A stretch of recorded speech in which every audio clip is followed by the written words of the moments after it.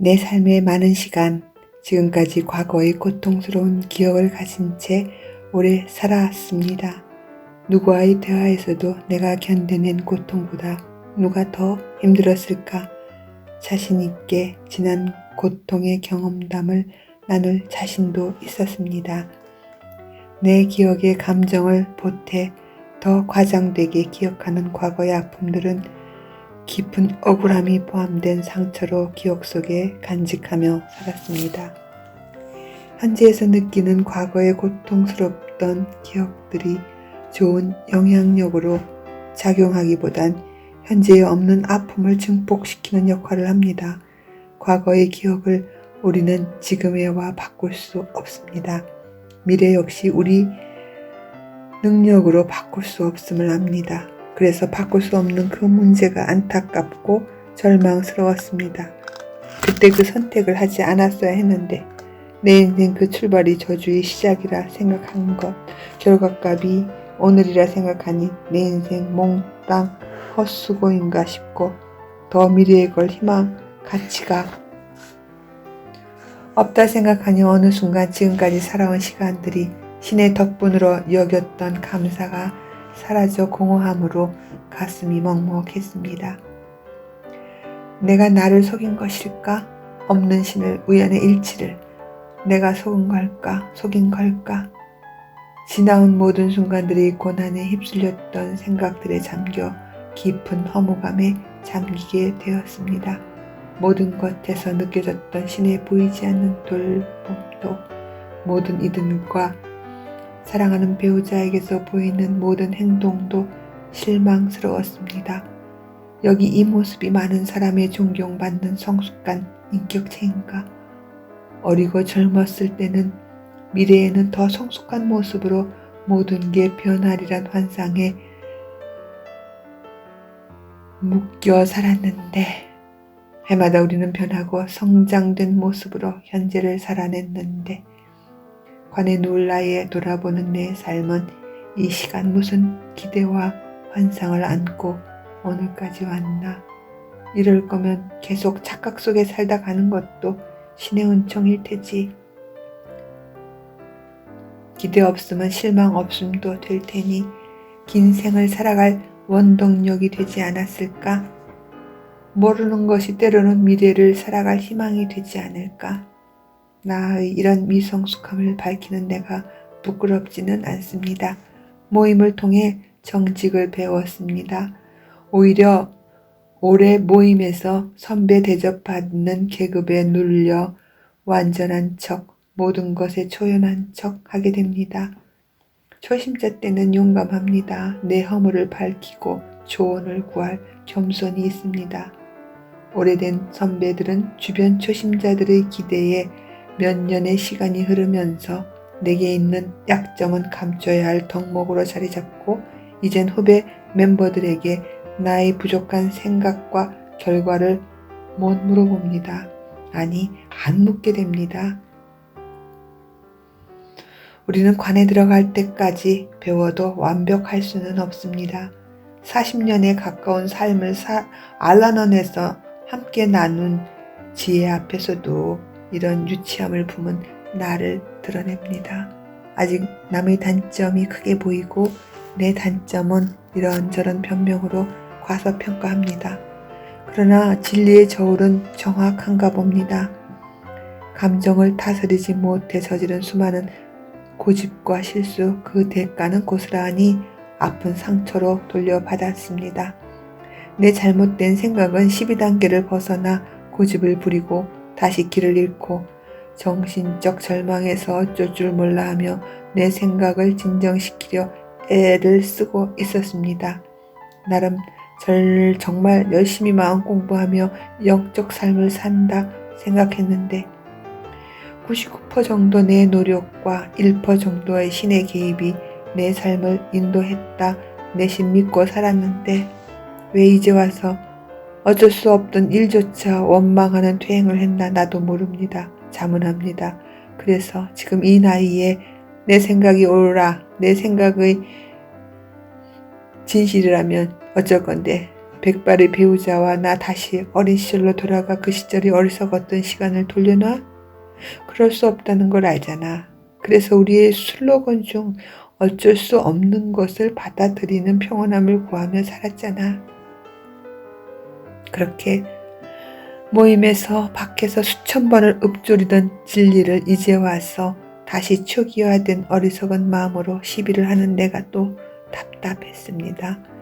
이 생각에 머물며 나를 보니 이 어리석은 생각으로 긴 세월 여기까지 울고 웃으며 기뻐하고 슬퍼하며 살아온 것 또한 부정할 수 없는 기적이었습니다. 나는 지난 시절 고통은 기억하지만 그 고통에서 벗어나게 도우셨던 보이지 않은 힘에 대해서는 있거나 아주 적게 기억했습니다.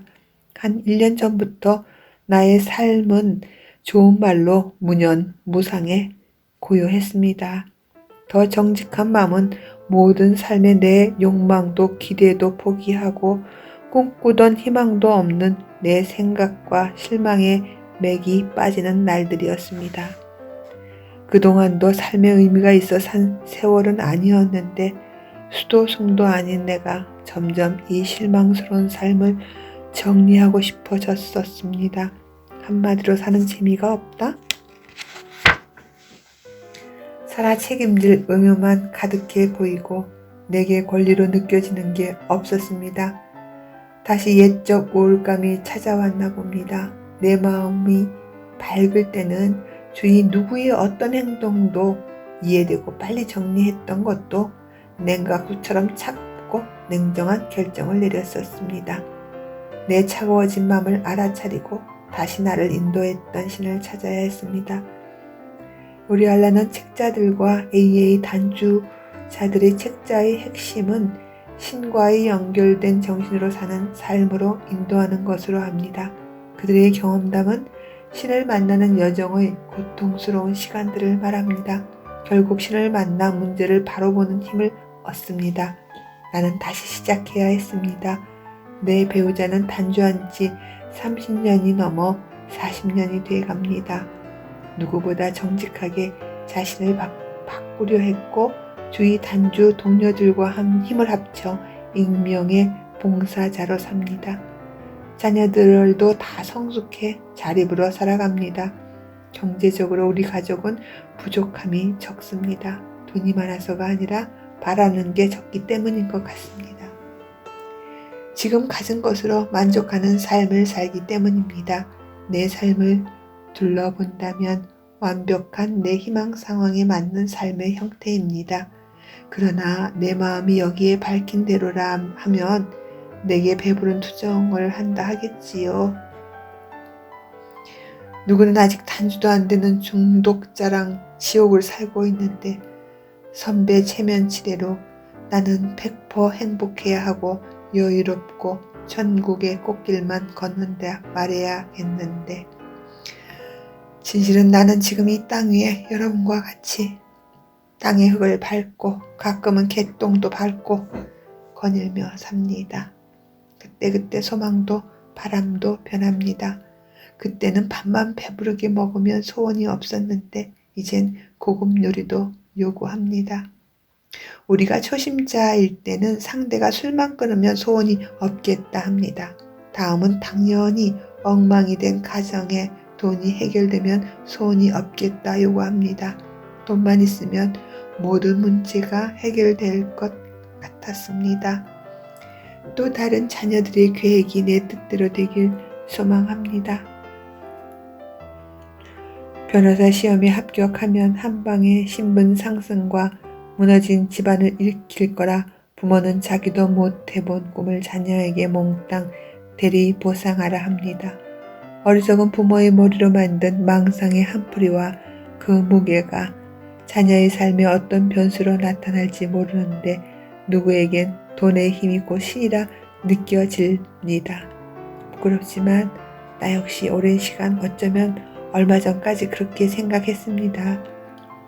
신앙도 입에 밥이 들어가야 신앙심도 생기지 1%짜리 신앙이 내 마음이었습니다. 나는 알코올에 무력했다와 생활을 처리할 수 없다는 2단계가 내가 시인한 유일한 신앙의 진심이었습니다. 그러고 보면 우리에겐 12단계가 있으나 나는 2개만 인정한 것이니 아직 갈 길이 멀군요. 이래서 1단계만으로도 술을 끊는 기적이 일어납니다.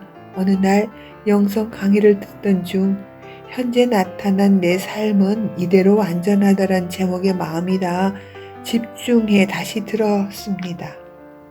평소 존경하던 분이라 이분의 말을 받아들이려 의식을 집중해 들었습니다.